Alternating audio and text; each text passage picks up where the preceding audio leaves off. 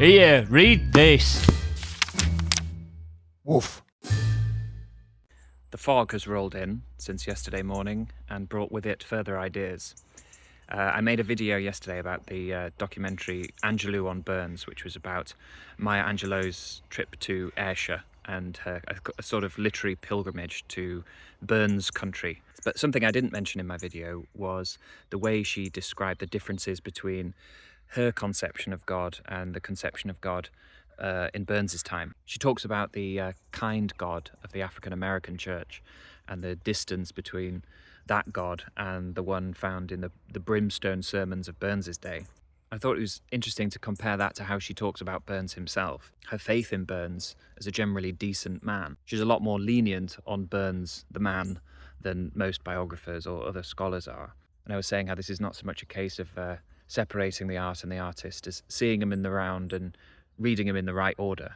In Burns's case, it's the things he made that come first. On the other hand, it's hard not to be reminded of other times when Angelou placed her faith in the content of a man's character, like, for example, Bill Clinton. She, of course, read her poem In the Pulse of the Morning at Clinton's inauguration and said that she believed in the goodness of his spirit. I believe this is so. I may be proven wrong. My heart will be broken. I will not be destroyed because I've been proven wrong before, but my heart would be broken.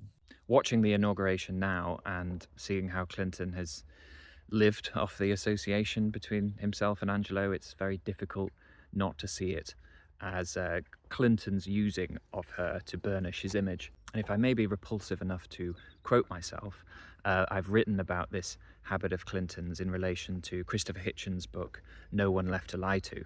He had a way of making people feel like they were the only person in the room, a treatment Monica Lewinsky calls the full Bill Clinton. Huskily pledging the full package everywhere, but committing none of it anywhere, fulfilled the directive of an inveterate Proteus, to endlessly morph between desirable contexts without leaving a trace of residue. One satisfaction of reading No One Left to Lie To derives from Hitchens' systematic, rousingly appalled exhibition of many articles bearing the Clinton stain, the least of which is the dress.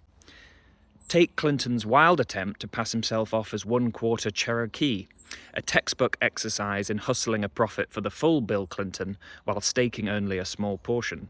Dismantling as falsifiable a lie as this, Hitchens shows restraint. Simply wording what Clinton would prefer nebulously insinuated is enough for the deceit to collapse under its own face value. This claim, writes Hitchens, would, if true, have made him the first Native American president.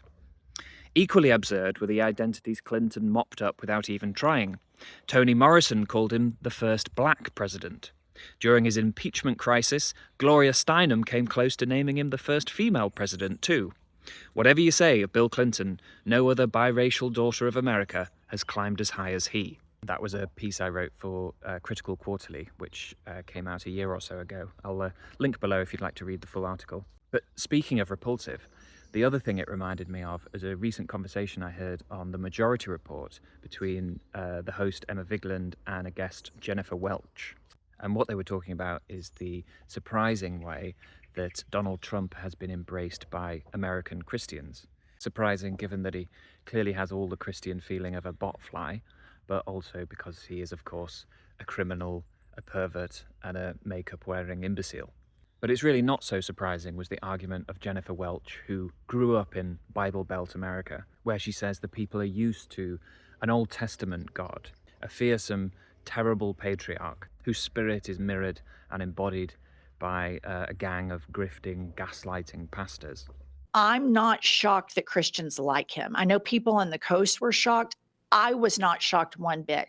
He's mean. He traffics in cruelty. Every single church that I went to where my friends tried to get me saved, the same thing. It was the same kind of talking, rambling, whacked out shit that Trump does. So Trump has appropriated the gaudy image of a cruel and abusive God in the same way that perhaps Clinton exploited the image of a kind and loving God. Angelou did recognize that she might well be wrong about Clinton.